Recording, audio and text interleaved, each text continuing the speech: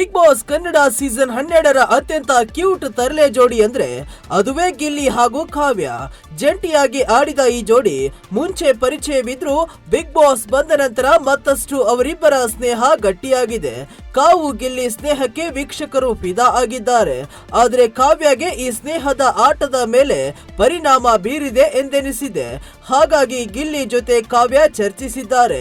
ಗಿಲ್ಲಿ ಕೂಡ ಕಾವ್ಯ ಬಳಿ ಇನ್ನೂ ಮಾತನಾಡುವುದಿಲ್ಲ ಎಂದು ಹೇಳಿದ್ದಾರೆ. ಅಶ್ವಿನಿ, ರಿಷಾ, ರಾಶಿಕಾ ಕನಸು ನನಸಾಗುತ್ತಾ? ಹೌದು, ನಿನ್ನೆ ಎಪಿಸೋಡ್ ನಲ್ಲಿ ಅಶ್ವಿನಿ, ರಾಶಿಕಾ ಹಾಗೂ ರಿಷಾ ಗಿಲ್ಲಿ ನಟ ಹಾಗೂ ಕಾವ್ಯ ಶೈವ ಫ್ರೆಂಡ್ಶಿಪ್ ಬ್ರೇಕ್ ಮಾಡಬೇಕೆಂದು ಮಾತನಾಡಿಕೊಳ್ತಿದ್ರು. ಬಿಗ್ ಬಾಸ್ ಮನೆಯಲ್ಲಿ ಕೆಲವು ಸಲ ಸ್ಪರ್ಧಿಗಳು ಚರ್ಚಿಸುವುದು ಸತ್ಯವಾಗಿರುತ್ತೆ. ಹಾಗಾಗಿ ನಿನ್ನೆ ಕೂಡ ಕಾವ್ಯ ಗಿಲ್ಲಿ ಬಳಿ ಕೊಂಚ ಸೀರಿಯಸ್ ಆಗಿ ಮಾತನಾಡಿರುವಂತಿದೆ. ಗಿಲ್ಲಿ ಬಳಿ ಕಾವ್ಯ ಚರ್ಚಿಸಿದ್ದೇನು? ಹೌದು, ಕಾವ್ಯ ಮಾತನಾಡಿ ರಿಷಾ ಒಮ್ಮೊಮ್ಮೆ ಕಾವ್ಯಾಳಿಂದ ಗಿಲ್ಲಿ ಅಂತಾಳೆ, ಇನ್ನೊಂದು ಸಲ ಗಿಲ್ಲಿನೇ ಕಾವ್ಯಾಳನ್ನ ಸೆಮಿಫೈನಲ್ ವರೆಗೆ ಕರೆದುಕೊಂಡು ಹೋಗ್ತಾ ಇದ್ದಾರೆ ಅಂತಾಳೆ ಅಂತ ಎಂದ್ರು. ಅದಕ್ಕೆ ಗಿಲ್ಲಿ ಮಾತನಾಡಿ ನಾನು ಕಾವು ಕಾವು ಅಂತ ಹೇಳಿ ಒಂದು ದಿನ ಕಾವ್ಯಾಳನ್ನ ಮನೆಗೆ ಆಚೆ ಹಾಕ್ತೀನಿ ಅನ್ನೋ ಅರ್ಥದಲ್ಲಿ ರಿಷಾ ಹೇಳಿದ್ದು ಎಂದು ಹೇಳಿದ್ದಾರೆ. ಅದಕ್ಕೆ ಕಾವ್ಯ ಉತ್ತರ ನೀಡಿ ಕೆಲವೊಂದು ಸಲ ಎಲ್ಲದಕ್ಕೂ ಉತ್ತರ ನೀಡಬೇಕಾ ಅಂತ ಅನಿಸುತ್ತೆ.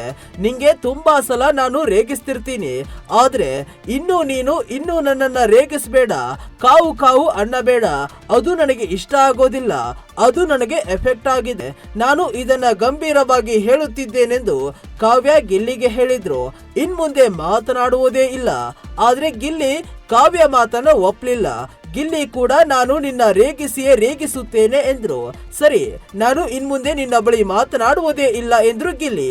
ಅದಕ್ಕೆ ಗಿಲ್ಲಿಗೆ ಕಾವ್ಯ ಮಾತನಾಡಿಸದೆ ಇರೋದು ತುಂಬಾ ತಪ್ಪಾಗುತ್ತೆ ಎಂದ್ರು.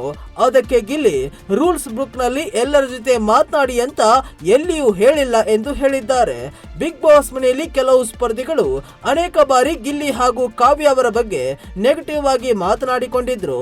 ಆದ್ರೆ ಇವರ ಗೆಳೆತನ ಅದೆಷ್ಟು ಸ್ಟ್ರಾಂಗ್ ಆಗಿತ್ತು ಎಂದ್ರೆ ಎಂತಹುದೇ ಪರಿಸ್ಥಿತಿ ಬಂದ್ರು ಇವರು ಬೇರೆ ಆಗಿರ್ಲಿಲ್ಲ. ಆದ್ರೀಗ ಈ ಮಾತುಕತೆ ಕಂಡು ವೀಕ್ಷಕರು ಶಾಕ್ ಆಗಿದ್ದಾರೆ.